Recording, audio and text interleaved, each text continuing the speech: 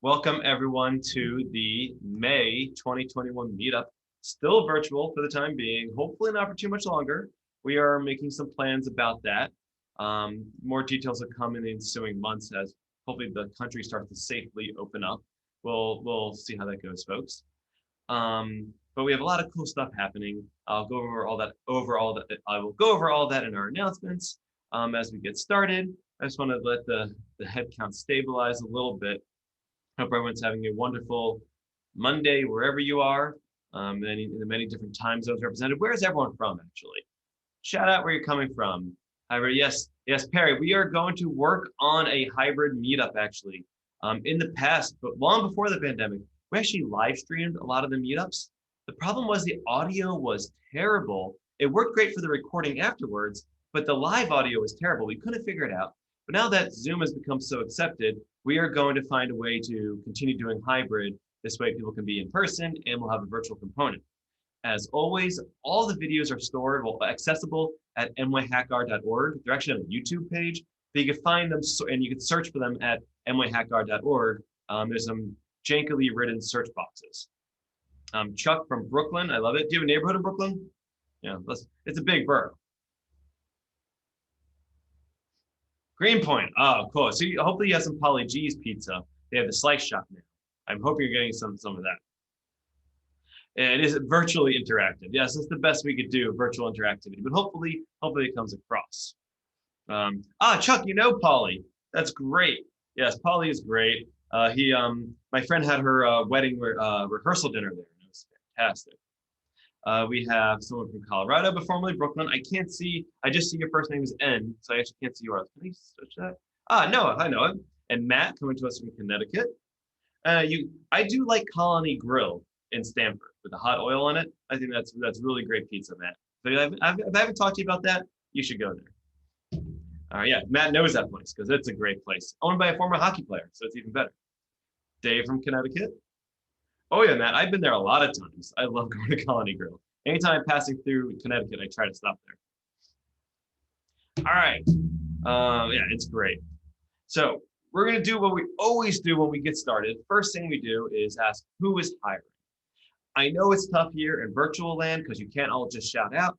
So folks, if you are hiring, you're looking to give someone a job, on the Slack channel, there's a Slack channel called job-postings. If you want to get to our Slack, we'll put it in here, the link. It's nyhackr.org/slack.html. That's the same website where you can find all the presentations. We have 12 years worth of slideshows up there and about 8 years worth of videos. There's a lot of good information and it's all sort of it. Now, if you're looking to hire someone, go to the job postings channel and post a job. We've gotten so many people's jobs over the years that we're really, really excited about it. We really like getting people jobs. Speaking of hiring, since I am able to speak to everyone, I get to announce some jobs we're hiring for. We are hiring for an account executive, but we're really looking for someone who's more of a technical person. And the sales part, it's less sales and more about knowing the best things for customers. So we want to get into data science sales. That's both software and services and training. Send me a message directly. You can find me on Slack. I'm or on the NYHackR Slack. You can find me at gerlander.com. You can find me through Meetup. Folks, you can find me just about anywhere. We are also hiring for what I would loosely call a sysadmin role, basically to maintain Linux systems and to do installations, configuring software, stuff like that. Someone who's really good at Bash and understanding security. So if you want to get a job doing technical sales or managing Linux systems, send me a message. I want to thank EcoHealth Alliance for sponsoring tonight, for hosting us on their Zoom. They've been hosting us since last April when it all started 13 months ago. Great. When it first started, actually Noam from EcoHealth Alliance gave our first virtual talk of the pandemic, discussing how to analyze COVID data and the spread using epidemiological methods. So thank you, EcoHealth Alliance, for continuing to host us here. Yes, thank you, Perry. Clap, clap, clap for EcoHealth Alliance. I know we can't be in person, but I just want to make sure everyone has their pizza. Mine today comes from a place called Entomos. We see a good cheese lock. If you flip it around, it has a little bit of grease on it, but has some decent charring. For those of you in Chicago, this is what pizza looks like, and from a profile, right? You should be thinner than an inch, right? So I hope everyone's enjoying their pizza. If you got pizza from somewhere cool, let us know. We know that I think Chuck had it from Polly G's today. If anyone's having pizza from anywhere else cool recently, or hopefully tonight, let us know. Jump in the chat and tell us you got pizza. To parties in West Haven.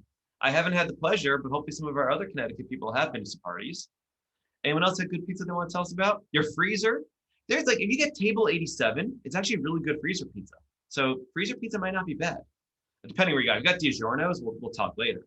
But if it's, table 87, it's pretty cool. All right. So hope everyone just keep chiming in as you go. Now, if you're looking to have a conversation as we go forward, I highly recommend people go to the Slack team. There's a channel called, looking for the name of it. It's called Monthly Meetup Chat, monthly-meetup-chat.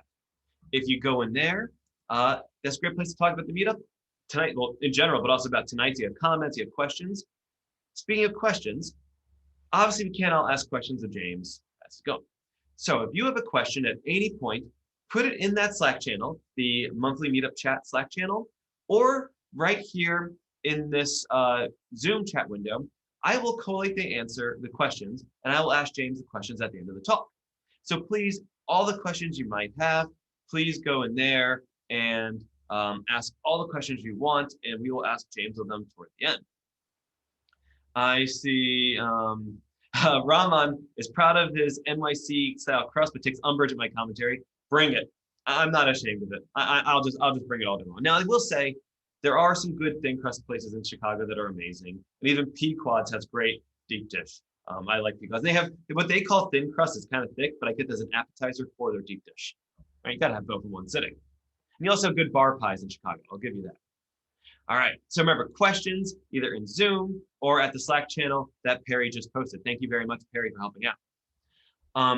The meetup website that I pointed you all to, nyhackr.org, has information about past meetups, about upcoming events. It's designed very poorly. I designed it. It's written in R Markdown, which is awesome, but I designed it. It is open source. It's at github.com/nyhackr. If anyone could do better, and you certainly can do better, make a pull request. We will love to get a PR. You can tag yourself on the bottom with your, we'll tag you as a contributor. Please make a PR, make this better for the meetup. My team and I are trying to work on it, but we're trying to juggle so many other things. Make a PR, make the website better for everybody, especially the presentations page, make it easier to search. I did that using the crosstalk package and data.table, and it's janky. So please let me know if you want to help. All right. We have a bunch of announcements, things coming up. We have our next 3 meetups planned for June, July, and August. All right. June 15th is Emil Hitzfeld. I'm sorry, Emil, if you're here and I'm not pronouncing your name correctly. Hitzfeld. A lot of you know Emil on Twitter, speaking about text processing on June 15th. That will be announced in a few days. On July 13th, we have Sean Taylor of Profit fame, an old member of the meetup from 10 years ago. He's a member of the meetup before he moved out west. Sean will be talking July 13th on topic to be determined. And on August 12th, we have Ian Cook talking about tidy query. So August 12th for Ian Cook.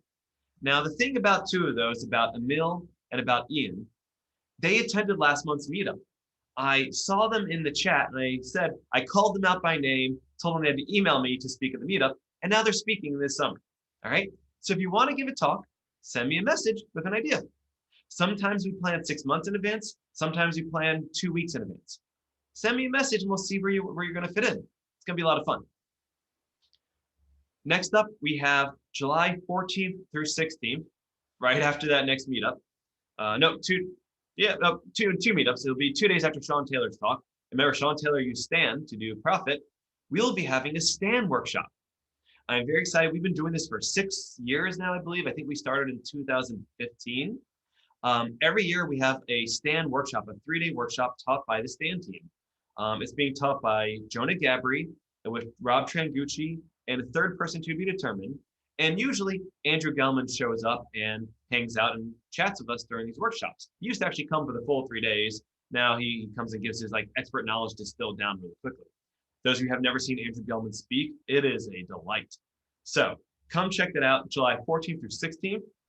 If you want to learn more, we'll be sending an email out to the group if you want to learn more. We have not made that public yet. So you want to learn more about the stand class, we will be sending out an email to everyone on the mailing list, the meetup mailing list, about how to attend the stand workshop.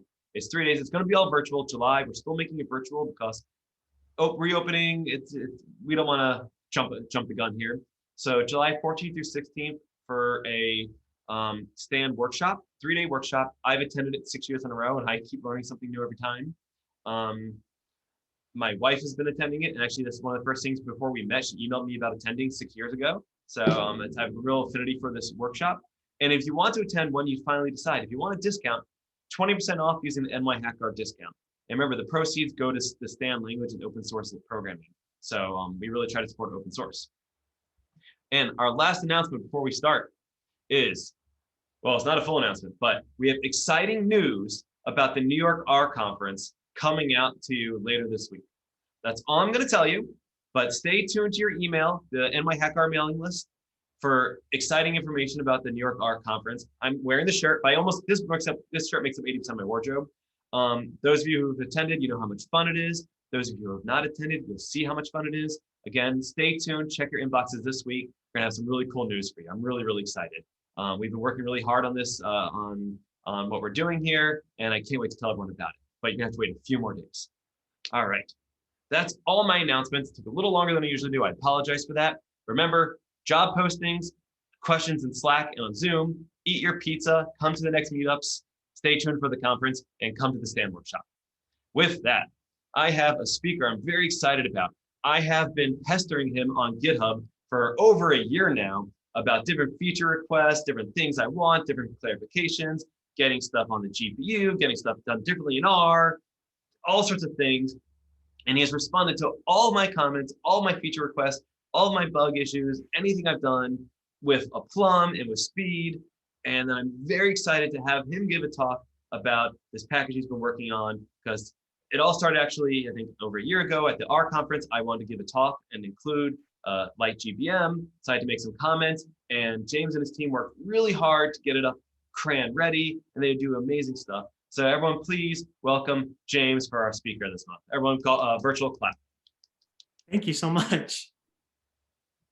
Happy to be here. Very happy to have you. Don't stop with the comments. We really appreciate it. Absolutely, I will. I'll keep filling out GitHub issues. Okay, great. Yeah, let's rock. Let me share my screen and we are gonna get cracking. Okay, you can see my screen okay, yeah? Yes. All right, great. Let's do it. Let's talk about lightgbm compared to other gradient boosted decision tree libraries. So yeah, there's gonna be a ton of stuff here. I think I could have made this like a 5-hour talk, but I stopped myself short. So please ask questions and I'll do the best that I can to answer them at the end. So yeah, so my name is James Lamb. I'm a software engineer and data scientist from Chicago.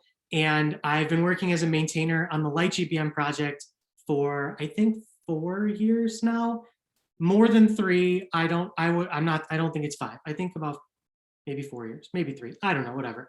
You can reach me here on GitHub or on Twitter, and I'll put all the contact stuff up at the end. Let's go right after it. Okay, so the way that I'd like to structure this talk, first I want to give you a really kind of good introduction to how the lightgbm R package works, and a little bit of, you know, what lightgbm is in general and how it works. And so we're going to go through the lightgbm interface. I'll show you what the functions mean, how to put them together.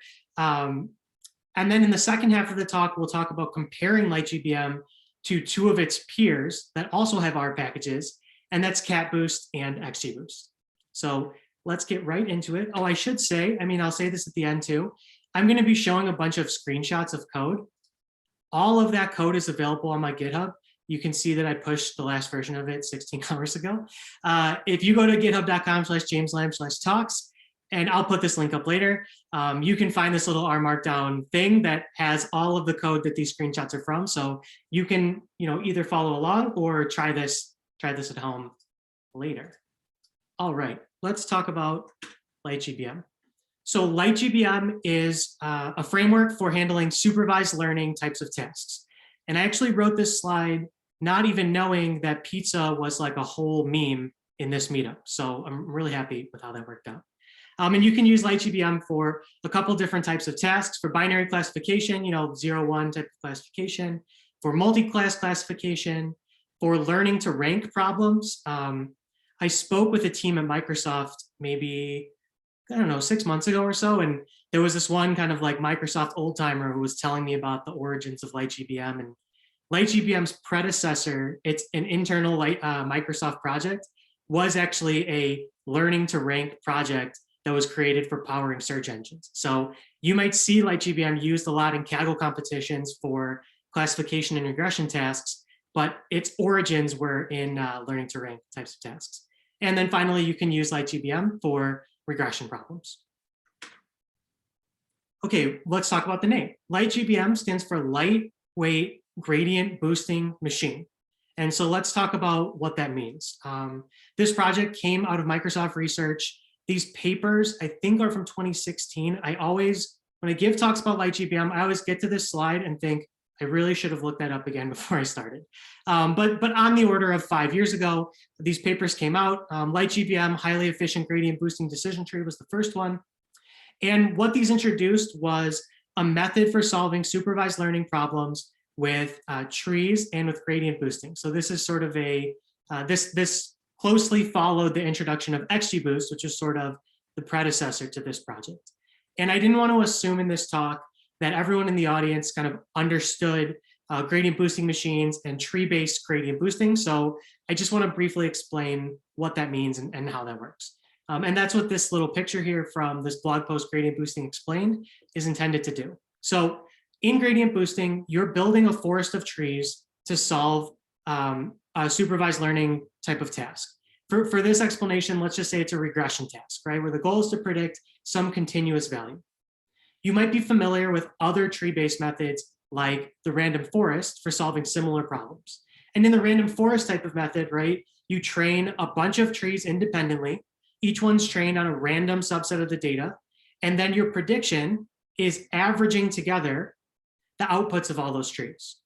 Well, that is not how gradient boosting works. In gradient boosting, trees are grown sequentially. And so what that means is when the modeling process begins, you start with a beginning, kind of a beginning guess, a beginning best guess at what the value of the target will be for every record. For a regression task, that might just be like the mean of the target across all of the training data, something like that. Then you train a tree, and that tree is trained on the residuals between that first guess and the actual values of the target. So that tree is going to learn basically how to predict the residuals of the model up to that point.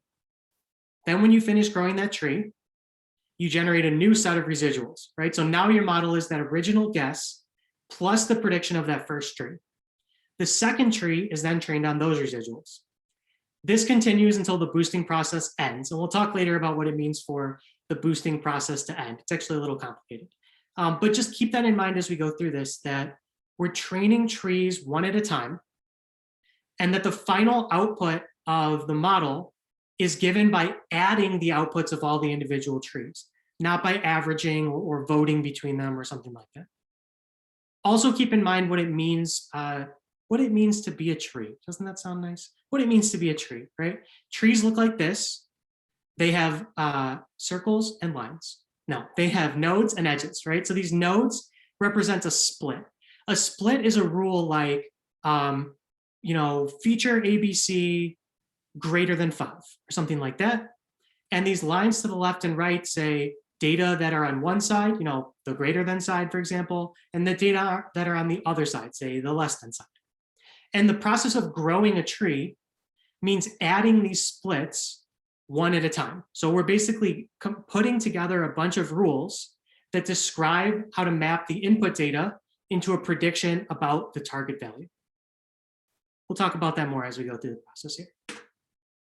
Okay, lightgbm, you may know it as an R package, but it is not purely an R package. So the core logic of lightgbm, the first software that was written based on the math in those papers is in C++.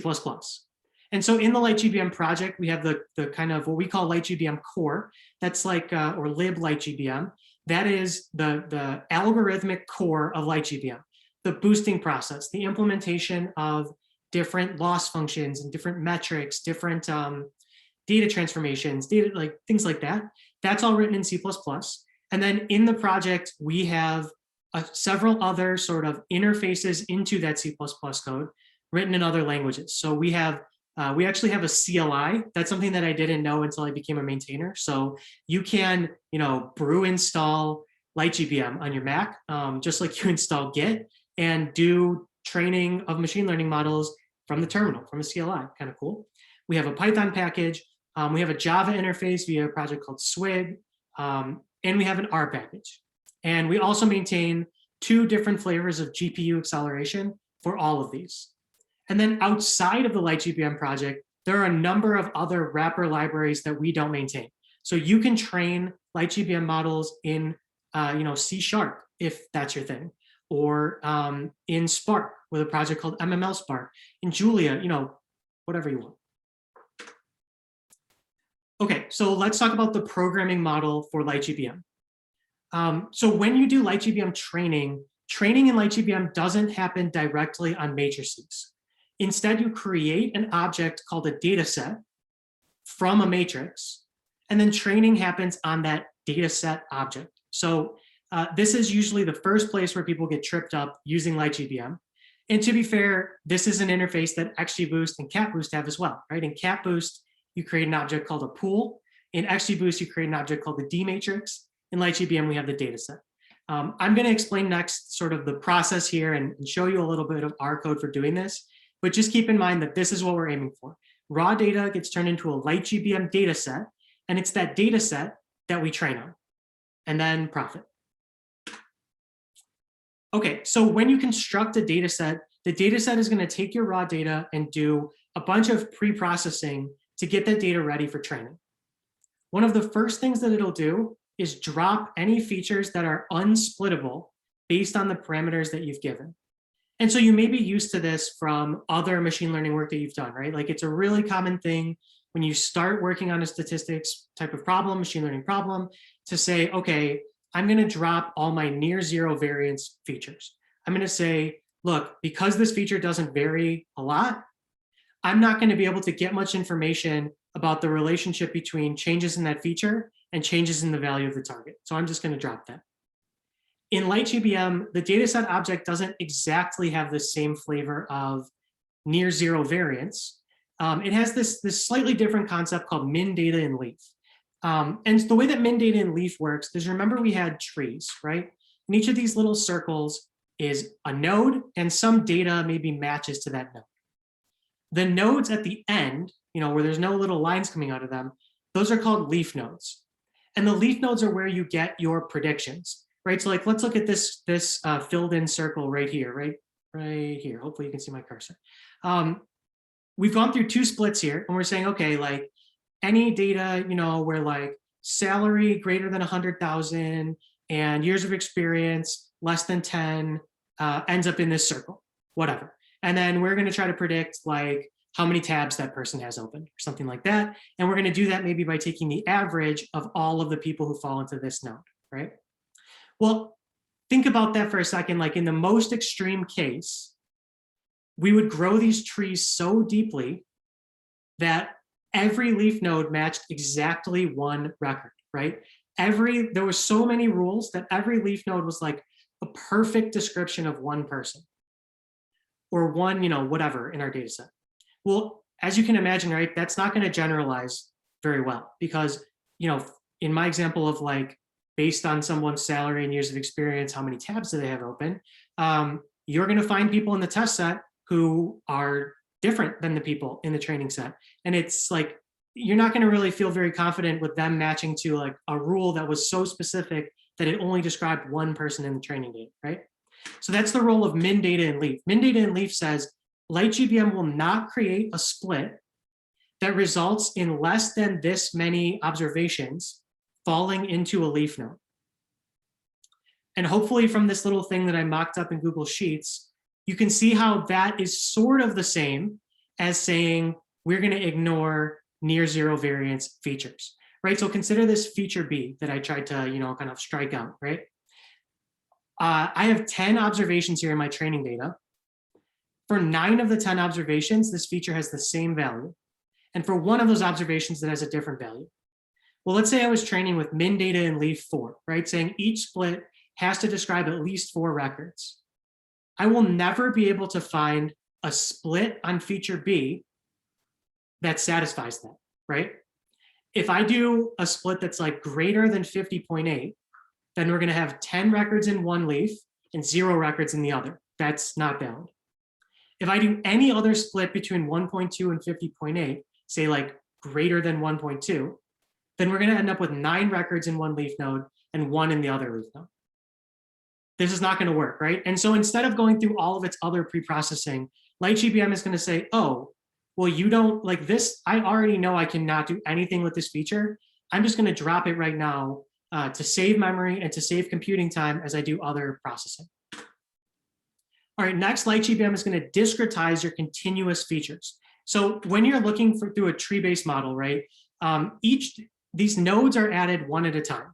And the most expensive part of the process is this process of determining which node to add next. And so you go through over and over again, you add a node, then you recompute, add again, right? And the more possible splits you have to search, the longer this takes. And so anything that you can do to reduce the number of splits that you try without having a large sort of negative impact on the model's performance, that's going to be a win because you're going to speed up training and still get a good model. That's why lightgbm uses this thing called the histogram approach. And this is now available in XGBoost, by the way, as well, but it's been the default in lightgbm from the beginning. So lightgbm is going to say, okay, I have this feature with these values, 2, 3, 5, 9, 11, 12, 16. Well, I don't want to check these splits that are like greater than 2, greater than 3, greater than 5, et cetera, et cetera, et cetera. Instead, I'm going to bucket this feature into a histogram using an algorithm that is described in the paper. And what I'm going to say is the only splits that I'm going to consider, the only candidates for those new nodes are going to be the boundaries between the bins and the histogram. So I'm saying basically like this part of the distribution, all of these values, they might as well be the same for the purpose of this model. And what we found in lightgbm and what many practitioners have found is that this does speed up the training process significantly. And in many cases, you don't end up losing very much predictive power or information. And this can be controlled by a number of different parameters. The one that I think is most important to think about are these max bin parameters, which say basically like, think about whenever you've made a histogram in R, right? And you control the number of bins. Like increasing the number of bins means you have more boundaries. That means you lose less information. The model should perform better, but training time will slow down. Decreasing the max bin says, I'm going to get a coarser representation of the distribution, but training will go faster. And it's sort of a model and data specific question where to make that trade-off between getting more iterations in the same amount of time or getting a better sort of statistical output, a better predictive power from however many iterations you can get done. Interesting to think about. Another thing that the data set will do is something called exclusive feature bundling. So this is lightgbm's answer to sparse features. This is another opportunity to reduce the number of split points that lightgbm has to consider. And it works like this. So when I say sparse features, what that means is basically when one feature, if one feature, when it's 0, the other feature is always non-zero, then there is some relationship there, right? And the sparsity comes from the fact that there are many zeros here. Well, lightgbm uses this trick where it says, okay, in this sort of perfect case, I can combine these two features into one new feature, decreasing the number of splits I have to consider without losing any information, right? So if you look at this feature bundle feature, you can see that the values when feature 1 was non-zero are the feature 1 values, right? 1, 2, 3, 4, 1, 2, 3, 4. And the values when feature 1 was 0 are the feature 2 values plus the maximum of feature 1, right? So 2 plus 4 is 6, 1 plus 4 is 5. And so what that means is, if you look at the distribution of this feature bundle, you can imagine like drawing a vertical line and saying, to the left of this is the values from feature 1, to the right of this is the values from feature 2. But by treating this as one numeric feature, we've now reduced the number of split points, and we've given LightGBM the opportunity to learn sort of like spillover types of splits, right? So if LightGBM learned a split that was like a feature bundle greater than 5, that's basically saying feature 1 is non-zero or feature 2 is a small value. It's kind of cool, right? And so all of that is going to be done in the construction of the dataset object. And so what you should expect is, especially based on all three of these things, right? Dropping features that are not going to be useful, reducing the space of the training data into these bins, which you can imagine just representing basically by integers and like a floating point value for the threshold, and condensing sparse features. The dataset object is going to be smaller than the raw data in matrix form. And training is going to be faster because all training uses this sort of histogram representation of the data. So let's see what that looks like in R. In R, so here I'm going to use the weather data set from the NYC Flights 13 package. I actually genuinely like that package, and I'm not pandering, but I guess that works well. So this is a data set that has some different data collected from airports, I think. I don't remember exactly what the details are, but one of these are weather observations. So they're observations of things like temperature, the wind direction, wind speed, stuff like that. And in the examples I've created for this talk, we're going to solve the regression problem of predicting humidity based on observations of the other weather observations. And this is the type of problem that I've worked on in the past. Like if you can build a model of one sensor based on the values of other sensors, that might give you a hint towards building some sort of anomaly detection system that can catch sensor errors, right? Where you can say like, yeah, even though the value from this sensor is normal based on its distribution, it's not really normal based on everything else that's happening around, something like that. And so what you're going to do in LightGBM, in this case, I have data in a data.table. I'm going to convert this to a numeric matrix and then pass that data into the lgb.dataset function. So the lgb.dataset produces a LightGBM dataset object. That's an R6 object. But what really happens inside there is on the C++ side, we create a dataset object using LightGBM C++ library. And then this R6 object just contains basically like a pointer to the head of that object to be used by C++ code. And you can see in the interface here, we're splitting up the feature data, which I've called xtrain, and the label data, which I've called ytrain. Another thing that's confusing, I think, sometimes when people start with LightGBM or with some of its peers is the use of the word label. So the use of the word label, this happens throughout the LightGBM interface.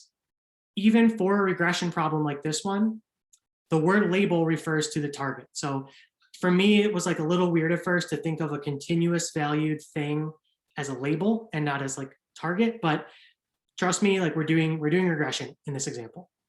And then finally, the dataset object doesn't require column names. Strictly, it just requires a matrix, and it can work with sort of column indices. But you can optionally provide a vector of feature names, and then some other operations become a little nicer. You can indicate other things by name. You can get some names to show up on like plots and tables and things like that. So this is going to be the data setup step for LightGBM. Okay. Once your data are in a dataset object, you have two options for training. This is another place where people get tripped up, is that there's basically two functions to accomplish the same thing. And that is lgb.train and the lightgbm function. They're very, very similar. The biggest difference is that lgb.train, it is a little bit stricter and it does a little bit less for you magically. So in lgb.train, you have to have already created your dataset object, and then you come with that and you say, here's my dataset object. In LightGBM, you can come with a R matrix for the data and for the target, and then this function will create a dataset object for you. Similarly, the lightgbm function by default is going to save the model to a text file at the end of training. Whereas lgb.train is not going to do that. You'd have to do that manually. So I personally, when I do work in lightgbm, I prefer lgb.train just because it's a little bit more predictable and a little bit stricter, but both can be used to accomplish all the same things. Let's go further in the training process. So now we've got our data. It's in the lightgbm dataset object, and we're like ready to start training, right? Let's talk about what the training process is going to do. So remember I said that I kind of like waved my hands and was like, yeah, we built trees. There's circles and lines, right? Well, how does any tree-based algorithm add those circles? How does it decide? It does that by evaluating many different splits and then choosing the one that has the largest gain. And so gain basically means what will give me the largest improvement on whatever objective function I've defined that I'm trying to optimize. Sometimes instead of objective function, the phrase loss function is used. It's the same thing. lightgbm comes with a bunch of objectives built in, and choosing your objective will change the model that's produced, right? Like that's expected. So for example, it will matter whether you choose an L2 loss or an L1 loss for a regression application, right? If you choose L2 loss, you're basically choosing to put a higher weight on large model errors because those errors are getting squared, as an example. And so you can go to the lightgbm parameter documentation, and there are all these examples of the different built-in objectives. I want to stop here and say, if you know C++ and statistics, and you see sort of a common supervised learning loss function, there's one that you really like that isn't here, we would love if you'd come talk to us about contributing it. We would really appreciate that. Okay, but let's say that you don't want to write C++, but you do want to do special things with your objective function. Maybe, I've seen, for example, businesses that create their own objective functions with business logic inside the training function, right? So they'll say like, we want to guarantee that, we want to put higher weight on getting this prediction right for our premium customers, or whatever, all kinds of stuff. Well, you can do that in lightgbm.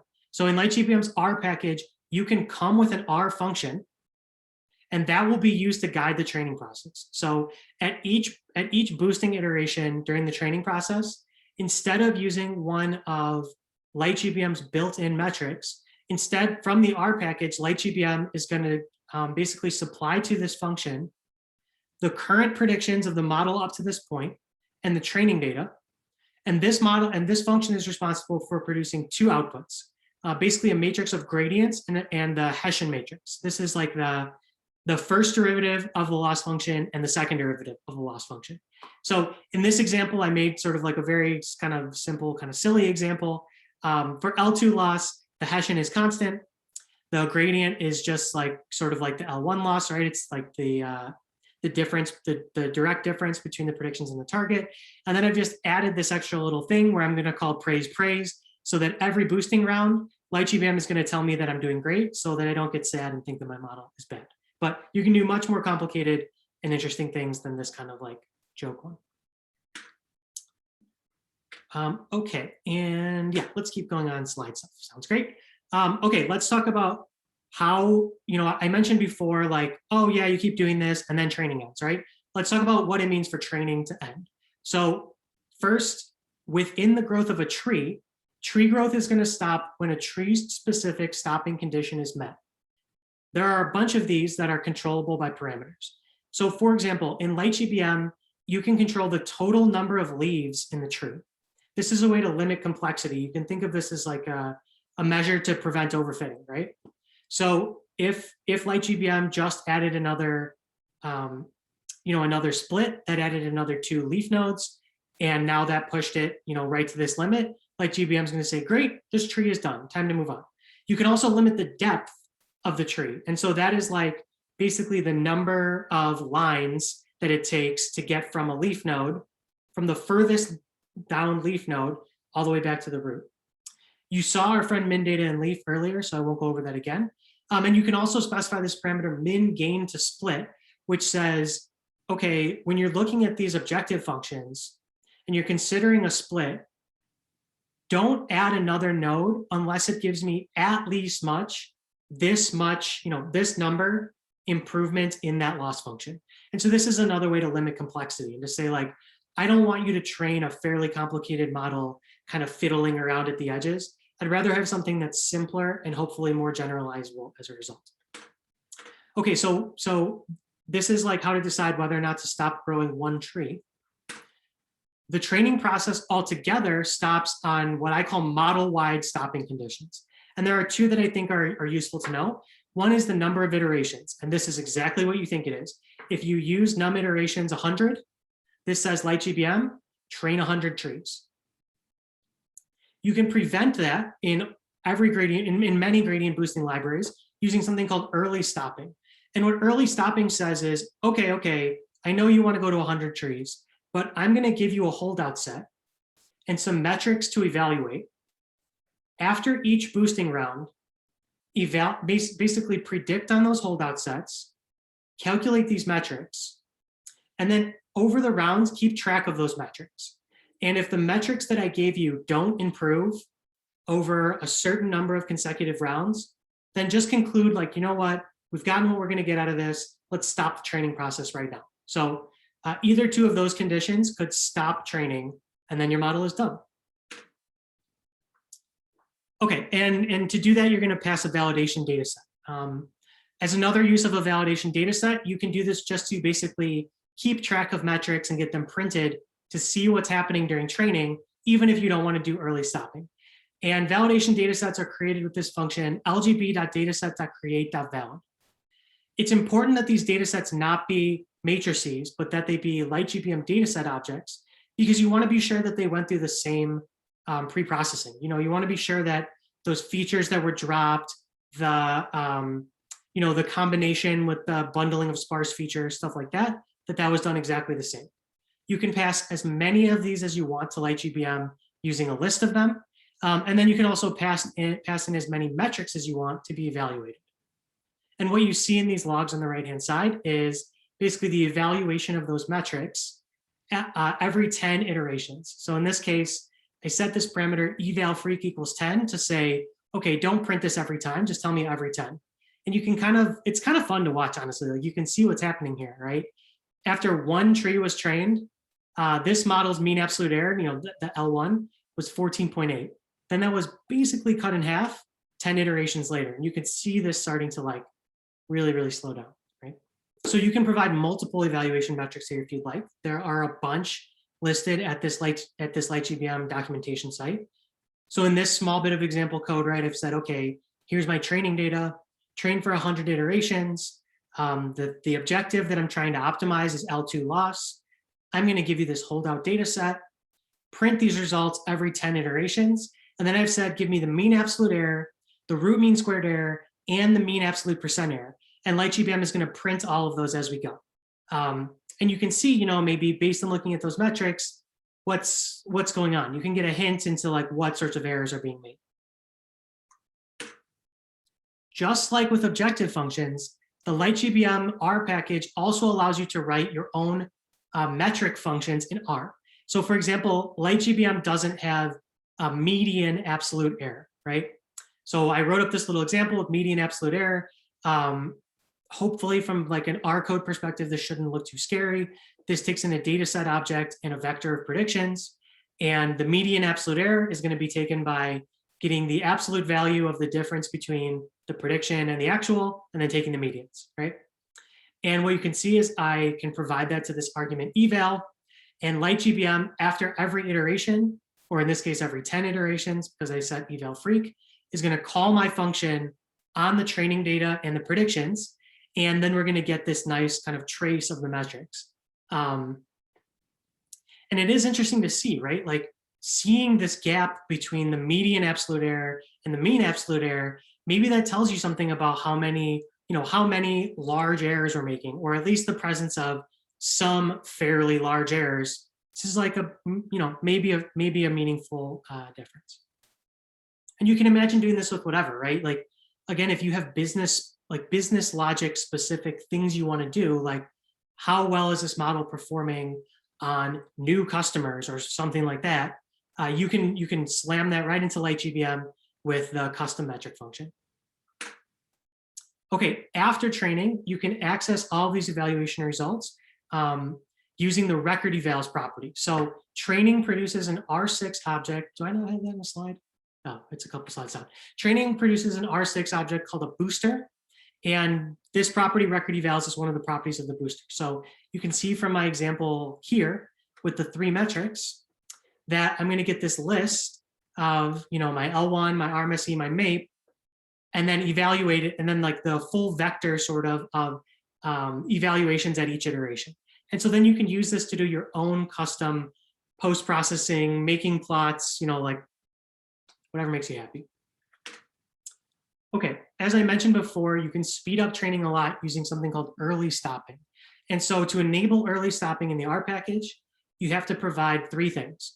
You have to provide a validation set, which is just another lightgbm dataset object. We talked about that before. You have to provide 1 or more metrics, and then you have to provide this parameter early stopping round. An early stopping round says, okay, if this metric evaluated on the validation set does not improve for 3 consecutive iterations, then just stop training. Like, I'm done. We're good on this. And that's what happened here, right? So when I went through this training run, what we saw here was basically that, one of these metrics failed to improve for 3 consecutive iterations. And so even though I asked for 100 training rounds, training stopped after 81 rounds. This is also very, very freeing, because when you do grid searches or whatever, you don't need to worry about setting very large values of, n rounds, because you can rely on early stopping to catch you if those values are ridiculous. You don't have to wait for training to end. And I think that this plot, this is a real plot with a trace of the median absolute error. Remember my custom metric evaluated on this validation set. In this case, this was an out of time validation set. I trained on January through November and held out December. You can see that after 30 iterations, we were really not getting a lot of improvement in this metric. And so you can see, if I had gone to 500 iterations, probably wouldn't have been worth the time. Okay, right. And so you can call predict on the model object, just like you're used to in other R libraries. There's a predict S3 method implemented. Basically, you just say predict of model on some testing data. That testing data should be a matrix. It should not be a lightgbm dataset object. The model object will contain kind of all of the transformations needed to do these predictions, put it into the right histogram bins, et cetera, et cetera. And then you just get a vector of predictions, just like, predicting from an LM object in R or something like that. Okay, the booster object can be saved and loaded in a bunch of different formats. So if you want to inspect the model in JSON format, you can dump it to JSON. You can use JSON Lite to read that into a list. We don't currently support loading models from that JSON format, but some people have found that that's useful for doing things like storing the model details in a document-based data store, like an Elasticsearch or something like that, and categorizing, experiments, something like that. You can write the model to a string. So lightgbm has its own sort of text format for lightgbm models. You can dump that into a string in memory and then create a new booster object by loading from that string. You can create a text file with that string and pass that around, and you'll be able to read that back up into a booster and start again. So you might, for example, go through training, save this string to an object store like S3, Azure Blob Store, and then your deployment path might look like pulling down that file, creating a booster from it, and starting to score. And then you can also save and load these objects with save RDS and load RDS. This will not work today with the built-in save RDS and load RDS, and that's just based on the way that the R package handles those sort of pointers to objects created in C++, like I talked about before. But thankfully, we've had one very active sort of member of our community creating a bunch of issues recently, describing in pretty good detail what would have to be done to support just regular old save RDS and load RDS. So that is coming. Okay, and then I won't belabor this, but you can dump these models into a data frame if you want to look at the structure. So This decision type is explaining basically one split point, right? So like, think about this. This is saying like, okay, we had a split that was chosen in this tree for temperature less than or equal to 43.07. Or we had a categorical split that was like hour equals basically from hour 9 to 19 of the day, something like that. There's tons of other stuff you can do with this. I won't belabor that point. I want to be sure we get to the other sort of comparison type of details. And then lightgbm, I think this is the last, okay. The lightgbm R package comes with a function called lgb.cv. This is extremely similar to the CV function in XGBoost, if you've ever used that, that can be used for cross-validation, k-fold cross-validation generally, and for the application of hyperparameter tuning specifically. So this is sort of a minimal example of tuning lightgbm parameters through a couple of different training runs, where what you'll do is you'll provide to lgb.cv a lightgbm dataset object, your objective, any other lightgbm parameters that you want, and then a number of folds. It'll go through and basically create that number of folds, do k-fold cross-validation, and then it'll spit back out to you an object called a CV booster that includes this parameter best score, which means basically like how well on average did models trained with this set of parameters perform on their holdout sets, basically. And you can use that to sort of do hyperparameter tuning. We don't really have any sort of first-class integrations today with anything else in the R ecosystem that people use for hyperparameter tuning. So if you have ideas about that, we would love to hear a proposal and an issue of an interface that you'd like to see, or something that you feel would be easier by integrating with another library. Okay, let's talk about CatBoost and XGBoost. So I just want to be clear, this is the part of the talk that I'm least sure about. I'm much more familiar with lightgbm than I am with these other two projects, but I did do a lot of research, and hopefully I'm right about this, but please correct me in the Q&A if I say anything that's wrong or that's misleading. Okay, first, there's a lot of similarities between these projects. All of them support early stopping. All of them support something called weighted training, which just basically means in any process that samples the training samples, certain samples can be given a higher likelihood of being chosen in those random sampling processes. It's basically what that means. All of them support boosting from an original score, an initial score. So remember I said the boosting process is like start with the best first guess, then learn the residuals, from that, et cetera, right? Well, this initial score thing is extremely powerful because you can say, I'm not just gonna guess that, for a regression problem, the initial score is the average of the target. I have some other model that I'm gonna run. I'm gonna get the predictions from that model. I'm gonna tell lightgbm, hey, this is my initial guess, and then boost off of that and see if lightgbm can improve that other model, that linear model, that, maybe some heuristics, whatever. And then all of them are tree-based algorithms, and so all of them support controlling the model complexity by doing things like limiting the number of leaves or limiting the max depth.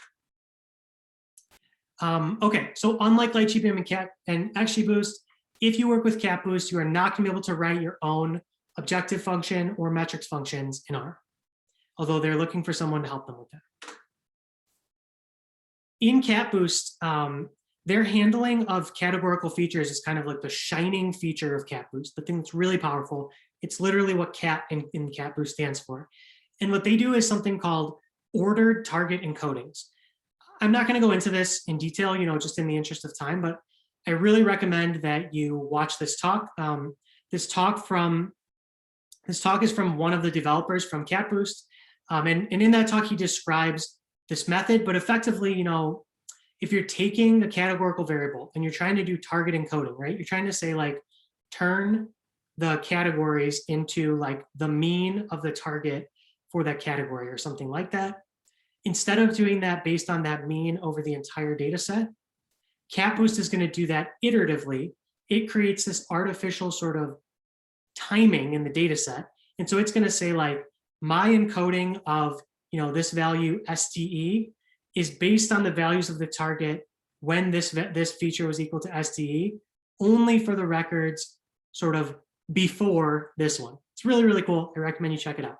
LightGBM does not have that, although there has been a long-running PR in LightGBM to add it for a while, so maybe one day.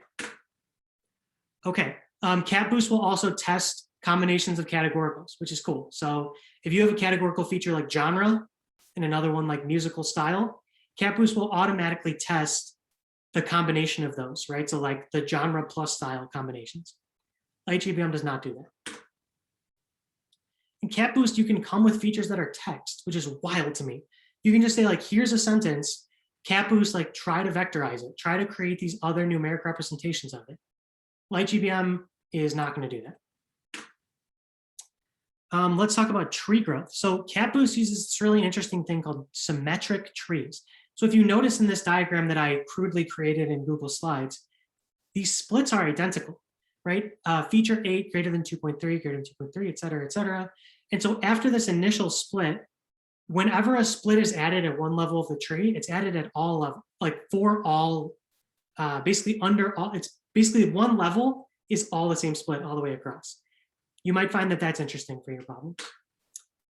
In XGBoost, they grow something called depth-wise trees. And so in depth-wise, what happens is you're not going to have sort of lopsided trees. Like you're not going to have, you know, after this sort of left-hand side split, the next thing that will happen is either this right-hand side split or nothing by default. Now in XGBoost and in Cat Boost, you can customize this, but that's the default.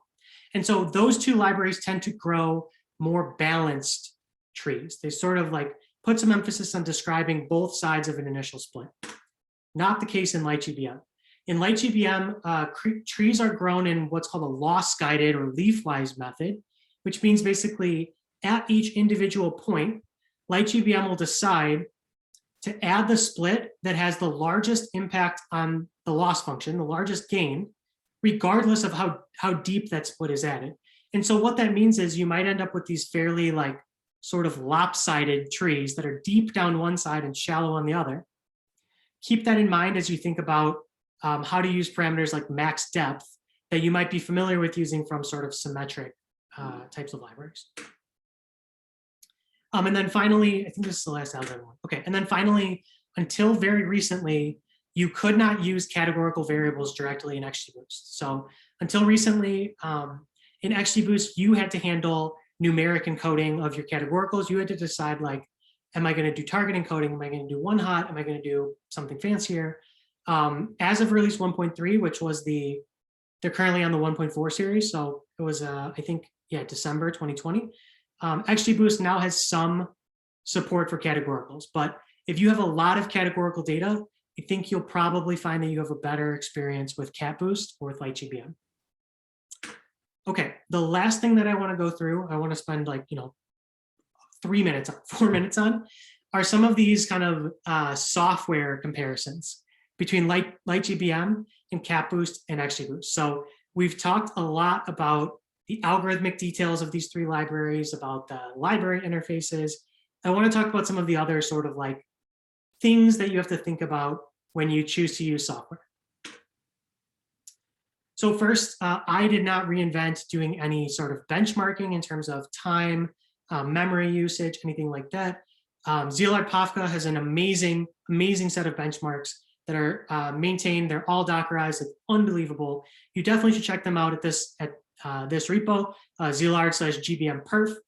And broadly, what those benchmarks have shown, and I hope that I'm not misrepresenting, is you should expect XGBoost to perform better on the GPU. You should expect XGBoost right now to utilize the GPU more fully to give you a lot faster training. But you should expect that LightGBM will train faster on CPU broadly for large-ish data sets, on the order of tens of millions of rows. And that LightGBM, XGBoost, and Cat Boost will broadly give you somewhat comparable performance. These are all very squishy terms, right? Like, it's always horrible when you see benchmarks in a conference talk because there's always more wrong about them than right. But I really, really encourage you to check out these benchmarks that Szilard has put together. There's a ton of information in there, and I think you'll find it useful. But for sure, you should not walk away from this talk thinking like, oh, LightGBM is faster than XGBoost, period. Or like, oh, Cat Boost is always going to perform better with categorical features, period. The story is a lot more complicated than that. And here's another example of that from the same repo. There are a lot of details in here that you can get into. How well is the project maintained? Does it have GPU optimizations? Like, how good is the GPU project? I have nothing else to say about this table. You should check it out. Okay, a big selling point that I think favors lightgbm and XGBoost is that you can install lightgbm and XGBoost from CRAN. Cat Boost is not on CRAN. They did attempt a submission, I believe, 1.5 years ago.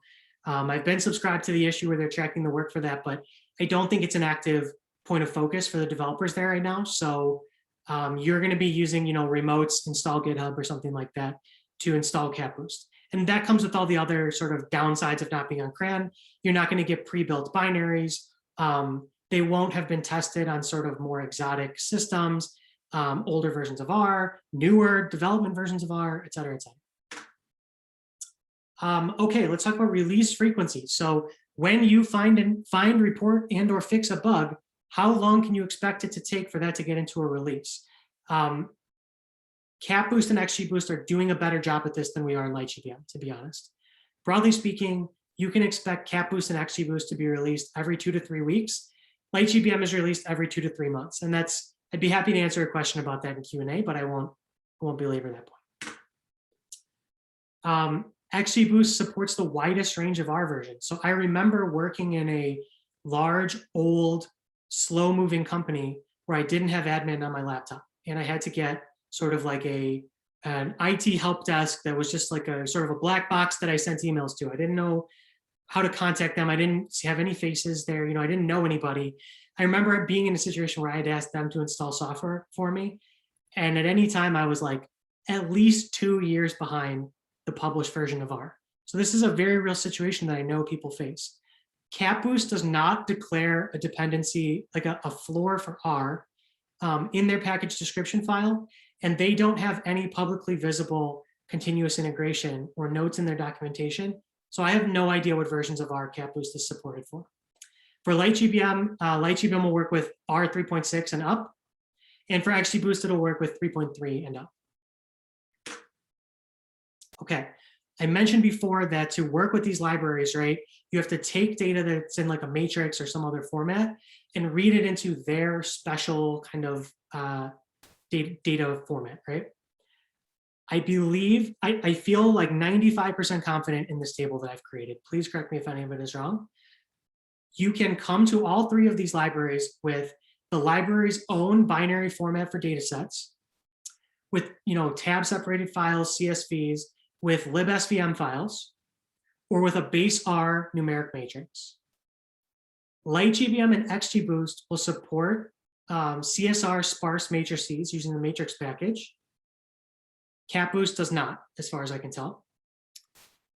Cat Boost allows you to create a pool from a data frame directly. As of today, lightgbm and XGBoost do not. Although we have a feature request out for that in lightgbm right now with a lot of good details. I expect that feature might make it into the next lightgbm release. We'll see. But for now, if you have data frames, you have to do a little bit more work before you can use lightgbm and XGBoost. Okay, I have 2 more things to tell you about these libraries, and we'll open it up for Q&A. Cat Boost has the fewest dependencies of these 3 projects, whether you consider depends and imports, or depends, imports, and suggests. Their only imports level dependency, I believe, is JSONLite. Maybe there's one other. I think it's just JSONLite, and then it's recursive dependencies. Could be wrong about that. So if that matters to you a lot, if you're building a package that extends one of these projects, you might need to care about building all of their suggests dependencies. This number can get pretty big very quickly.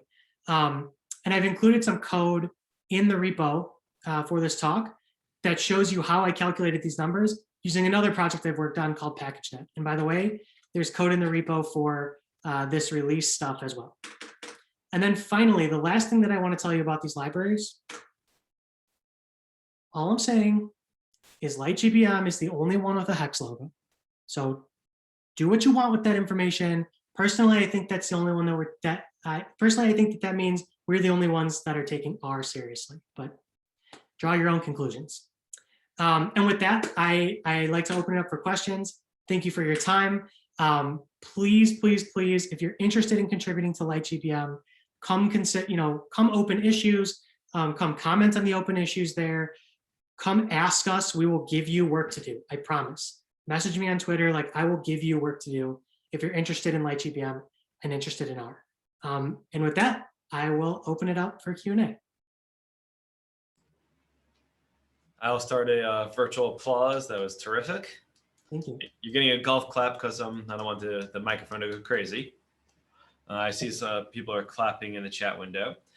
First, that hex sticker indictment was perfect. Thanks. I think that's perfectly spells it all right there. Thank you. Thank you. Appreciate that. Yep. So as people have more questions, you can ask either here in Zoom or in Slack. And I have a bunch of questions already collated over here on my other screen. Okay. So I'll start diving in. Early on, you talked about feature bundle. Is that like PCA in any way? Because you're taking multiple variables and condensing it down to fewer? That's a great question. It's different. So the exclusive feature bundling is a little bit different from PCA in the sense that what we're not trying to do is say like create some linear combination of features. It's much like, I don't want to say dumber than that. It's much coarser than that, right? It's like literally when this one thing is not zero, the other thing is zero and vice versa. What if we just stack them? So there could, to answer what I think the underlying question is there, you might still find that using PCA as a pre-processing step to create features might be valuable and might improve the performance of LightGBM. Okay, cool. Next we have, can LightGBM do linear boosting like GB Linear and XGBoost? That's a good question. So we do have a feature in LightGBM where at each leaf node, the prediction from that leaf node is not going to be like the average of the target. It will actually be the prediction of a linear model. Like Cubist, kind of, right? I'm not familiar with that. Cubist is like, I think it's sort of like I think it's similar to random forest, but the nodes are linear models, I think. Oh, interesting. Yeah, well, what those words you just said describe the linear trees feature in LightGBM, which is new within the last year or so. So there's a parameter you can set. It's literally like linear tree equals true. And at each leaf node, you're going to get the prediction from a simple linear model instead of sort of like that simpler, like minimize the objective function type of prediction. I'm going to follow up on that, press you a little more on that. Sure. When you get to those leaf nodes and it fits a simple linear model, what's the X variable? Assuming it's a simple linear model, it's one X variable. What is that? Okay, I'm going to tell you how I think it works. All Let right. me just tell you something before I tell you how I think this All right. works. Let me tell you how I became a LightGBM maintainer. Okay, I don't have a PhD in statistics or machine learning, nor do I know those things at the level that someone with a PhD in them has. I just like really understood RCMD check and I just did all the like annoying stuff that they didn't want to do. And after a while, they were like, do you want to just keep doing this stuff? Because we don't want to do it. And I did it. So I like, with that big caveat that like my understanding of statistics is probably below the median of people in this meetup right now, I will tell you that what I think is happening is that the splitting is happening in the way that LightGBM always does splits. So where like your X, right, is the feature that was split on, and it's just the prediction at the very end that is being changed, I think, but I don't know for sure. All right. Then I'm going to press you a little bit more on that one, since there's actually one that's actually, the thing is what the person was trying to get at. Like with XGBoost, instead of fitting a tree with like linear models in the nodes, it actually just fits a straight up linear regression like LM would do, but it boosts it. So you actually can get coefficients. You know that you actually get the absolute value of coefficients, but you get coefficients from a linear model. So do you know if LightGBM can do anything like that? Oh, interesting. I am not aware of the ability to do that in LightGBM. Okay. That being said, being able to write your own objective function in R opens you up to do like a lot of stuff, you know, but I'm not aware of anyone having done that in LightGBM. Okay.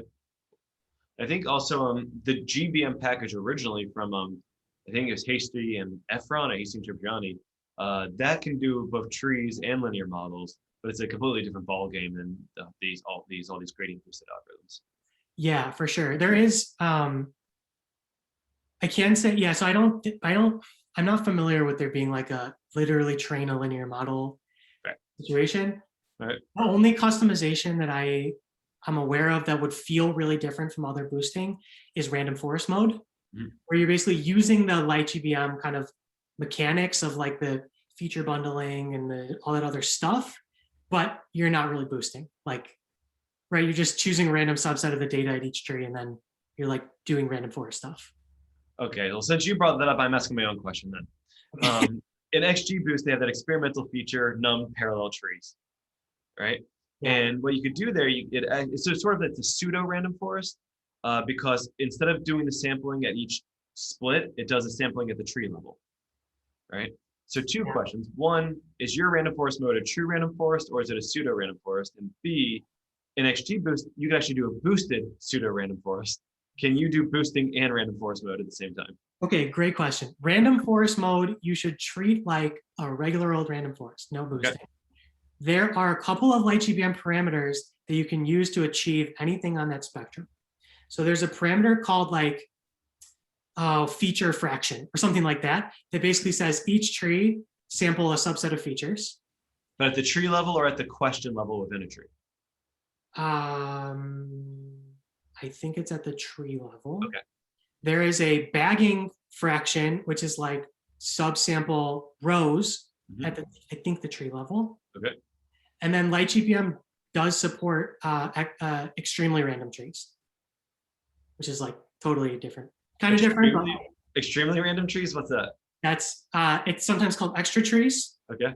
And it just means that basically, I believe it's one split is considered per feature, and the split is chosen randomly. Okay, that's so what it means is you, and this is not like a lightgbm invention. There are other packages for doing extra trees. And what this means is like there is some guidance in the process, right? Because once you've selected those candidate splits, the one you pick is still like the one with the best gain, but you don't exhaustively search the space of all splits for a feature. And it's like so you end up having to probably use a lot more iterations to get the same performance, but it's kind of like another type of regularization, right? It's like another way to hold back information from the model. Yep. That's pretty cool. I'm gonna have to experiment with your random forest. And speaking of random forest, the author of the random forest package in R asks, this person I happen to recognize him, so hi Andy. In what order are the pre-processing steps done? That is a great question, and I don't know the answer to it. All right, fair. I would be happy to like point you to the relevant, source code, but I actually don't know the answer to that. And Andy, since you wrote the random forest package, you want to grill James a little bit more about random forests here? Just go for it. I'm gonna watch him sweat a little bit. You're already like way beyond the extent of my knowledge of that. Fair. Yeah. It is. I'll just tell you really quickly. I find that people are like a little surprised sometimes when I talk about this. They think like when I say that I'm a maintainer on this project that we all like completely understand everything about lightgbm and like, that I could like go be like write papers that get accepted to machine learning conferences. Not at all. There's actually there's like two layers of maintainers. There's me and a person in Moscow who mostly do kind of software stuff. We like make stuff work with other versions of CMake and like build like a CI job that tests the CUDA version and do stuff. And then there's like another layer of people with PhDs who change the algorithmic details and who we nag to write tests and documentation. And so Andy just wrote in the chat, he feels similarly about maintaining the lockfit package. He knows very little about its inner workings. That's great. It's a thing. It's every day is an adventure. It's a common model. That's why you have a whole team of people working on the different parts. Yeah, for sure. These two questions seem related. For when you have categorical variables for your input, do you need to store them as factors, characters? It sounds like you don't need dummy variables, because how do you store them? And then there's a similar question, so I'm gonna ask both at the same time. When you're doing binary outcomes, is your slide set have to be 0, 1, but does that mean true false counts? Does that do factors count for that? Okay, great questions for both of those things. So LightGBM, none of the LightGBM sort of like public API of the package accepts data frames today. Mhm. You have to come with a matrix or a data set you already created before and saved into binary format. And so categorical features are encoded as integers, sort of like the, as that integer of a factor, something, right? So LightGBM today is not going to do that for you. So it's not going to make sure, for example, that the integer representation of like a factor column from your training data ends up being the same integer levels for your data you predict on. It's like a known, it's a thing. It's a known, gap, a thing that we'd like to support. But today you come with integers. So like if there's a high cardinality, then you're going to have a bunch of those integers. And then LightGBM, like in the paper, LightGBM describes a bit of how categorical features are handled today. You should not one-hot encode your categoricals for LightGBM. LightGBM has an algorithm built into it for exploring basically groupings of the categoricals that are sort of like this group versus, it's kind of like the categorical equivalent of a continuous split, right? In continuous splits, it's easy to consider like, here's a number line and we draw a line and we say like, this data's on the right, this data's on the left. We kind of do something similar for categoricals where they're basically for every level of the feature, the gradients are computed and those levels are sorted by basically like what chunk of the gradient you could address by just putting all of those together in a group. And then there's like some other stuff that happens that I don't understand, and LightGBM comes up with its own groupings of the categoricals. Okay. And I'll tell you one more thing about that. If you read the original CapBoost paper, they kind of talk some smack about that. And they say like, this is actually not great because those like, the only way you compute gradients, right, is to know the value of the target. And they say basically like you're letting information from the entire training data sort of like leak into the way you encode those. And that's why CapBoost does this other thing. Here's that picture. This other thing where for the same categorical level, you're not going to get the same numeric value at each instance of it. Can you repeat the second question about binary classification? Yeah, so if you have a binary outcome, one of your slides said had to be 0, 1 labels, but it looked like it takes a factor. So would it looks like it takes a vector. So would a factor be good enough, or a vector of true falses count as 0, 1? So in the R package today, you're going to have to come with basically an integer numeric vector that is 0 and 1. Mm-hmm. One like piece of adding support for data frames would be doing all of that for you, right? Like inferring that the things that are character or factors are categorical, inferring that the things that are POSIX are numeric and continuous, and you meant to include timestamps, like et cetera, not supported today. So I think that is one of, when I started really working on this R package 3 to 4 years ago, the by far the majority of the issue volume was like, I can't install it, it's impossible to install, everything's broken. And it was hard. It was really difficult. We weren't on CRAN. There's a lot of other stuff. That has, let me knock on wood, mostly gone away with CRAN. And now I think by far these types of questions of like, I have a data frame, how do I make good choices with LightGBM? These are the questions we end up spending a lot of time on. And spending a lot of time answering, but haven't really spent a lot of time changing LightGBM to address, because of 2 reasons. One is just like very practically, I personally am the person spending the most time on the R package, and I've been working on the Dask side of the LightGBM package for the last couple months. And the LightGBM R package's internals had some other stuff that had to be dealt with. So if anyone is interested in improving this, we definitely would welcome conversations and welcome the contributions. That's open source, right? Yeah, for sure. I would like to say one other thing about that, actually. You may come to the repo and find that someone recently opened a PR that was just like, add support for data frames in LightGBM. And it kind of touched a lot of code and kind of took on like 4 different things at once, like automatically doing the right thing with features. Let me give you a column name for the label instead of a vector of labels, like do this, do that. And in a review, I asked that person, could we do this in incremental PRs? Can we like just support numeric data then do the like guess at the factors, et cetera, et cetera. And that PR, the author decided like that they weren't interested in working through that and closed it. So if you come to the repo and you see that, please don't think that we're not open to supporting data frames. We have a feature request up, just like come say, hey, I'm interested in doing this, and we'll kind of guide you on like how we envision the process going forward. Cool. And to make your life easier, but the creating integers, recipes has a step integer, and it can start either at 0 or 1. So that's something that could help with turning categorical into integers if anyone needs to use that. Yeah, cool. Okay. For when you create your lgb.dataset, you provide column names as an argument, as you vector column names. What if the matrix had column names already? Would that work? I'm so glad to finally answer a question and say yes, LightGBM does the convenient thing that will help you. Yes, Okay. if the matrix has column names, they'll be basically passed through into the like feature names parameter. Great. All right, that's an easy one. Can objects saved with lgb.save be read by other LGB frameworks, like if you had a C++ runtime for predictions, could you just load up the model that way? Yes, so that I really like that question. So thank you for whoever asked that question. That is definitely our aspiration. That be like one of the benefits that we get from having the library be one library in C++ with just wrappers is that sort of interoperability. So for example, like it's going to be I don't think that you can write an AWS Lambda function in R unless you come with your own container image, right? You can't just like use the built-ins.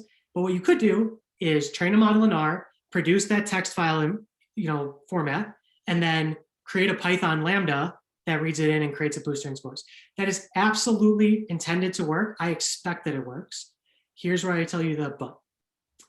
But we do not have those types of tests in the repo today. I would love if someone would come work on those types of tests. So we have like 40 something different continuous integration jobs. But what we're testing is combinations of like, language, Python, R, C++, whatever, compiler, operating system. What we're not testing is like, can I produce a data set or a model object in one language and use it in another? Or could I produce a data set or a model object in LightGBM 3.2.1 and load it with 3.1.0 or vice versa? I would love if someone would come help us with that type of testing. We just don't have it today. So the best I can tell you is like, it is intended to work that way. I expect it to, because they're all calling the same function C++. We don't have the test to give me 100% confidence. Okay. That's great. We have Ben saying, great talk, enjoyed how you plan to deal with testing via CI/CD. That's important. Speaking of saving, you mentioned in your talk that you can't use the regular save RDS function because of all the R6 stuff. Yeah. But couldn't you make this right here, save rds.lgb.booster, like an S3 dispatch? I guess you're not using S3, but like someone calls save RDS, but it's when they call it, it's really calling this function. Yes, probably. All right. We probably just should have done that. All right. So let me give you a little bit more history that might be hard to figure out from the repo. If you look around in the function names and the structure of the package, it looks like the XGBoost package. Oh yeah. And that's because it is the XGBoost package. Like XGBoost was released under a permissive license, and before I started any involvement in LightGBM, the first LightGBM R project was just like change all the XGBs to LGBs and like here we go. So for all of these questions, like I want to be sure people know when the answer is like, no, it doesn't work the way that would be convenient, but we'd love a contribution. XGBoost would love a contribution too, and would benefit from it. Yeah, I think that could totally work. Here's the thing that's a little weird about it, in case I didn't say it before, right? It's that we create these objects on the C++ side, and what gets returned to R is just a pointer. It's just like a memory address, and making sure that you clean those up and like do the right thing in all of the various ways that an R session can ask you to remove an object, like directly RMing it, restarting your session, saving and loading when you shut down RStudio and open it up. It just hasn't really been a focus, but that is like a very active issue somebody wrote up a couple days ago. So we'd love help with that. So speaking of that issue, if you're to train a lightgbm model in an R Markdown document that uses caching on chunks, what's going to happen if a model is caught in it? Like you save the model as mod1 gets the result of your model, and that's saved in the R Markdown cache. Will that work? So no, like things like Torch and TensorFlow won't work natively of R Markdown, but XGBoost does, I think. So how would you fit in there? That's interesting. I don't actually know how the R Markdown caching mechanism works. If it is just implemented in environments, like if each chunk becomes an environment, then like they do something like, kind of slick about like getting out of those environments, I would expect lightgbm to work. The thing, the failure mode for lightgbm is like, you train the model has this pointer to memory that was allocated on the C++ side. You tear down your R session and all that memory gets freed. And then you pull back up the model and that memory address doesn't contain a model anymore. Mm-hmm. So as long as that model is still in memory, even if like, I don't know how the R Markdown caching thing works. If the R Markdown caching thing is like caching in memory in like different R environments, that might work. I don't know. It writes to disk, I know that. Then that's not gonna work. Yeah. I know there's a way, like I experimented with, I think, either Torch or TensorFlow, I forget what it was. I wrote a custom markdown hook that when it's found on that object, instead of saving to like the regular cache, it would save it to disk using like, let's say it was TensorFlow, it would save it as like the TensorFlow save to disk object and read it out like that. Like I wrote a very janky custom hook for our markdown. I'm sure a better written hook would probably do better. Yeah, I mean, possibly. And I think that the S3 idea that someone brought up is a really good one. In Python, we have this really nice thing, right? You just like create these like underscore methods. And like when you pickle something, the method gets called. It's really easy to reason about. In R, currently we have this functional interface for save RDS and load RDS. Like dispatching with S3 is the kind of R way to replicate that page. Yep. I think there's some improvements there. And I think you should expect a lot of active development on the R package in the next couple of months. Just we've had these people who've like been very active asking for things and fixing things.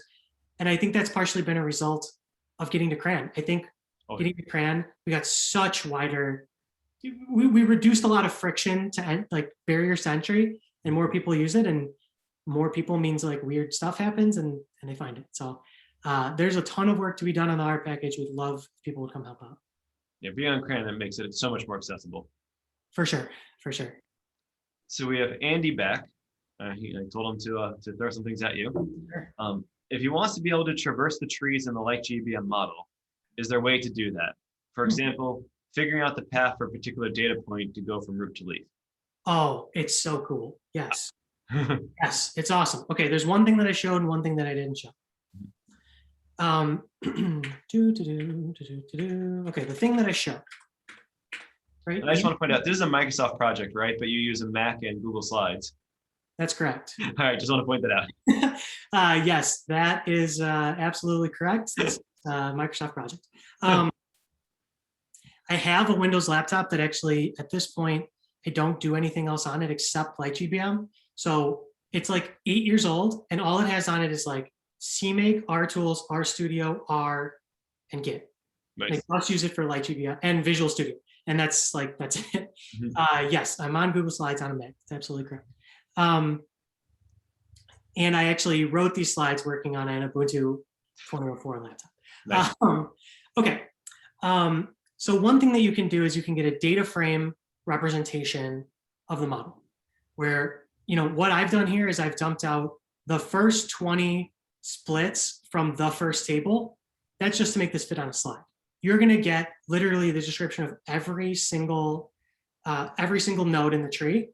That is like the threshold, the feature that was chosen. And then for the leaf nodes, you'll get counts of like how many records match that leaf node. To answer your like more direct question of how do I see the path that each node went through, lightgbm supports a couple of different prediction methods. I'm a little scared, but let's just do this live because this should be pretty quick. What could go wrong? So this is the demo code that's all up on the repo. So let's just train our model. I think I already, so what we can do, let's just see if it works. You would type of like this. Oh, thank you. Yeah, cool. Okay, so let's talk about what I just did. And let me zoom up a little bit. Okay, so that's too. So lightgbm prediction, not just in the R package, in any version of lightgbm, supports this concept called predleaf. And what predleaf is telling you is each row here represents one observation in the data that I passed to be predicted. Each column represents one tree. And the number at that cell represents the leaf node index that record fell into. Mm. Okay, so in that table output, right, you had a node index and then like the split, which feature it was, et cetera, the depth. If I called this with the training data instead of this test data, what you could get is for every record, for every tree, what leaf node did this record end up in? So I think that between those two things, you can get pretty close to like inspecting the structure of the model.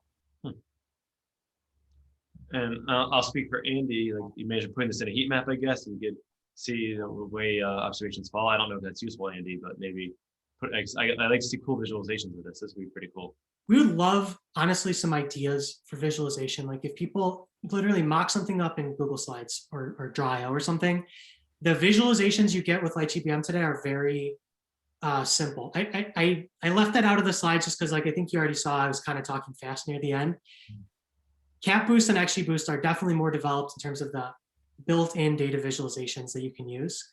I definitely think that there's there's the raw pieces here to do some really interesting stuff. We have not put a lot of focus into data visualization at all. You can get like a bar chart of feature importances and one other plot that I don't remember. And I know like XGBoost has that when they try to plot multiple trees as one tree, which you can't interpret, but it's nice that it's there. For sure. And even on the Python side of lightgbm, we have some really nice stuff with GraphViz. You can look at any one tree and see it like plotted out with the splits, kind of like Rattle. Do people still use Rattle? I feel like I learned about Rattle a long time ago. I don't know who still uses it. I know it's been around, but I'm not sure. I'm sure people still use it somewhere. Yeah, like stuff like that. Remember how it made like the little tree thing with the feature name? Yeah. Do stuff like that in the Python side of lightgbm. We would love if somebody came in and was like, here's some stuff that you should do that would be cool. Mm-hmm. Like for instance, you mentioned variable importance. There's a package called VIP which has S3 methods. Well, maybe it's not all S. It's probably S3 for these things. I'm not sure there is a lightgbm method for that, which you just call your VIP path. Like for instance, XGBoost. Instead of needing to remember that it's xgb.variable.importance, you just call it the VIP package, on your model. Yeah, all those types of integrations I think would be awesome. I mean, I think like because we haven't really approached that a lot, we don't have that muscle built up as reviewers to say, here's our clear practice on when we take on a dependency versus when we recommend just like writing a connector library. Mm-hmm. On the point of feature importances, we do also support getting feature contributions for computing SHAP values. Mm. So if you do a prediction and you use pred_contrib equals true, you are going to get feature contributions that can be like fed into other Shapley stuff. I mean, that's like, I don't vaguely understand how this stuff works. One other thing while we're here in the demo up to this point worked. For regression, the predictions from the leaf nodes are going to mostly just be in the terms of the target, right? Like we're predicting the price to charge for this thing, they're in price. But for classification, the raw values of the leaf nodes are not predicted classes, for examples. They might not even be predicted probabilities. They might be like, the value of the loss function. They might be like output of like sigmoid function or something, right? And so what you can do is raw score equals true in lightgbm. And this says, don't do any post-processing. So don't turn, like raw outputs from classification into probabilities. Give me the raw values of the loss function, whatever. So you can there's a lot of like other information that you can get out of the model and predict for better or for worse as our interface into that information. Nice. This is not a question at all about XGBoost or lightgbm or anything else. I just noticed you have markers tab on our studio. I'm not sure I'm aware of markers. To the right, to the right of where you are, it says console terminal. Whatever this is, I either did accidentally or is in a very, very new version of RStudio. I think it has to do with evaluating your code. Like you might have like for like the debugging on the left, like go to line 8 in your code. Yeah, we got to open this file. Okay.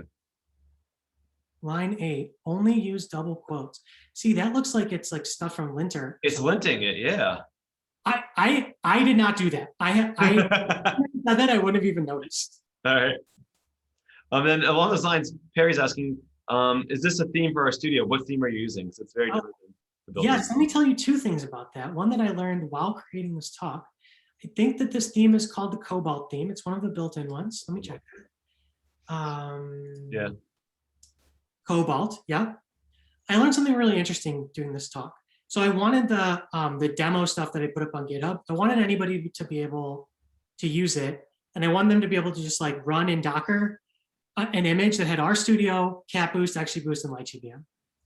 And I learned doing that, I'll show you.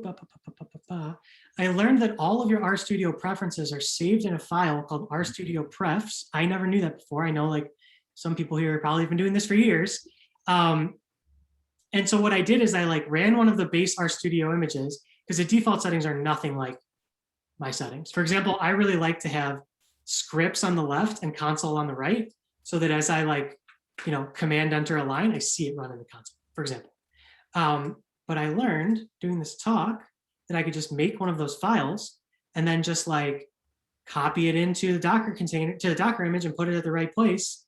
And then when you run RStudio off this image, it's going to look the way that I like it to look. It's going to have Cobalt. It's going to strip trailing white space when you save files. It's going to like do whatever. Yeah. Yeah, it's so cool what you could do. And there's actually, I think one of our last month's speaker, Garrett, I think he wrote the RS themes package, which exposes all sorts of like base 16 themes, and they look so beautiful. So it's RS themes, and it's pre-built themes. It comes with like 20 or 30 more themes, both light and dark, all different shades of dark for you, Perry, different like really dark, not too dark, different font. They don't control fonts, but you get other fonts in here. And I've seen some really decked out some things which you could then put in your preferences, JSON, like you just said. That's awesome. That's awesome. If no one's ever seen it, I mean, you can find this Googling just like I did. But this file is going to be stored at, I think it's .config/rstudio/rstudioprefs. Nice. So like home folder / I didn't do that. This isn't in Docker. This is on my laptop. I'm pretty sure this is the RStudio default for where to put this. So literally I just like change something, save, the file's updated. It's kind of nice. And that's actually fairly new. The configuration used to be harder to access as a file. It's fairly new that they made this nice, easy JSON for you to get. I want to say within the past 12 months, they made it that easy. Oh, cool. Yeah, I just learned about it like literally this week. That's awesome. Stuff for this talk. That's awesome. All right, I'm gonna give you just another softball. You're gonna, I think I know which way you're gonna toss it, and then just something else for you. You use label as your outcome variable, which seems to really imply classification. You said that. Why'd you go with label? I think I know the answer. You have to. That is the C++ interface of Light. Why did GBM make it called label? Oh, I don't know. All right, I think it's because XGBoost called it label. It's possible that it could be that. It's possible that Target wasn't really in fashion. Have you ever seen, have you ever read these gradient boosting papers and they're always like, for example, we'll do binary classification. And it's like, yeah, we know all these papers only do classification. Yeah. And the rest is left as an exercise to the reader, right? So yeah. I think there's some just Target wasn't in fashion, maybe. Neither was response. Response, yeah. That's it. But that is total conjecture on my part. I have no idea. And Andy is saying, that's what the machine learners call it. But yes, but why do they call it label? Because it makes it so think that regression is an afterthought, and that they're only thinking about classification, like you just said. Yeah, I personally always like Target. I always like Target. I was trained in economics, and it was just response. Mm-hmm. But I started to like saying Target so that I could seem cool to my econ friends. But for GBM, it's going to be label. It's just what it is. And Andy just said, because regression is usually an afterthought for them. Yeah. I think that's just it. Yeah. I always try to call it an outcome because that's perfectly generic. Yeah. I mean, people are gonna be upset whatever you choose. Exactly. Yeah. Even if you choose X and Y. Yes. Yes, they could do that too. All right. Then lastly, there's not a question. There's a comment from me. Actually, there's a question. So I'm a big fan of tidy models, and they also have the built-in XG boost. Oh, and I see someone's raising their hand. Krill, I'll get to you in a second. I'm a big fan of it. You know, they have the interface for XG boost. I know some people have worked on TreeSnip, which provides a cat boost and lightgbm interface. I know I've seen that mentioned on your GitHub repo. Mhm. How mature is TreeSnip, if you're aware, compared to the built-in XG boost method for tidy models? And is it just sort of drop in? I can just run with it. I don't know. You know, I don't know.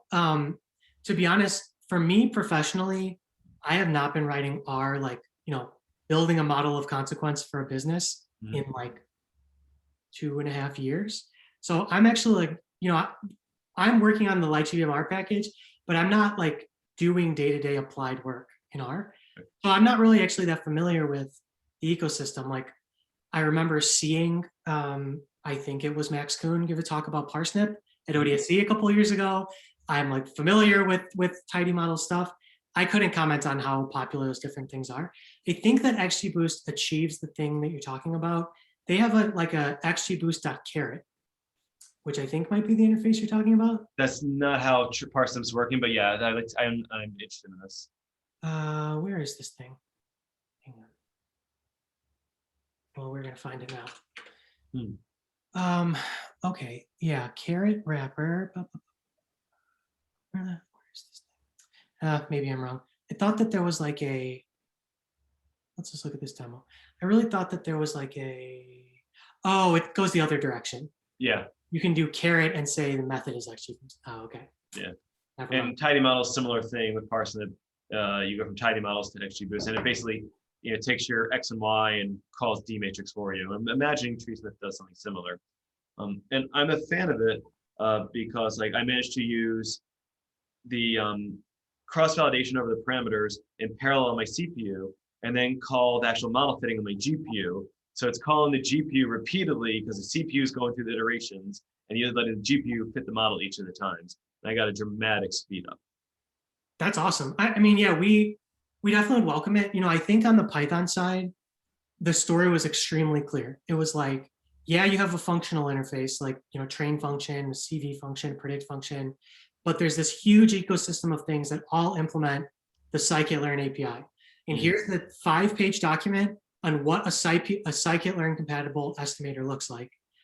I haven't found the same, like, universally accepted thing in R. So if you're doing tidy models, they have hard hat, right? If you're doing tidy models. And of course, there's other competing things. There's MLR3, Caret's put in development mode, but I guess MLR3 and tidy models are the two biggest that I'm aware of. Yeah. Interesting. Yeah, I mean, we definitely would welcome, I think for that, if you're a person who is interested in seeing that in lightgbm, it's not going to happen by me doing it because I just don't know that much about it. But if someone comes to us and it's like, here, I wish that this code worked. Here it is. Like, here's a snippet. I wish that this worked. Can you make it work? That'd be actually a great conversation. We'd love to have that. Totally open to it. I'll try to loop in Max to this. Like, Max, you gotta get a lightgbm built in more. Yeah, sure. I'll send him a text. Sure. I saw Kirill raised his hand, so I'll give a question. Did you plan on asking a question in the chat, Kirill, or were you just voting on something, agreeing with something that James was saying earlier? Let's give a moment for that. Now, there's always that asymmetric waiting period now, and it looks like Kirill disappeared from the participants list. Oh, that's okay. Assume that Kirill did not want to say anything. Okay, so then I would like to say thank you very much to James for this wonderful talk. Everyone could give a wonderful golf clap for 1 second. And, that'd be my golf clap. Getting some comments in here. People saying it was awesome. I saw some comments throughout the whole time in the Q&A saying how great it was, saying thank you to you. I want to thank you for speaking. It's been wonderful for me. I've had a really great time learning a lot. I hope everyone else did. Come around and hang out with the rest of our group, James. So we're virtual. Come to our meetups. Come to it. I'm sure you might find some contributors here. Go on our Slack and see if you have any contributors. Everybody else, Remember, we have the next 3 months planned. Hold on, let me tell you what it all was. Oh no. We have July. Oh, everything just disappeared on me. We have June 15th, July 13th, August 12th for meetups, July 14th through 16th for the STAM workshop, and announcement coming soon about the New York R conference. Thank you everybody for attending. Hope you all had a good time. If you have any questions, James, if you're not on our Slack, I'm sure they can find you on your GitHub or something. I'm going to join the Slack tonight. Perfect. Yeah. All right. Feel free to ask questions there. And everyone else, I just hope you have a great rest of your Monday. I'll see a lot of you next month. And hope everyone had a good time. Thank you all for coming. And again, once more time, thank you very much, James. Thank you so much for your time and questions. It was great. A lot of fun. Great. Thank you, everybody. Have a good night. Bye all.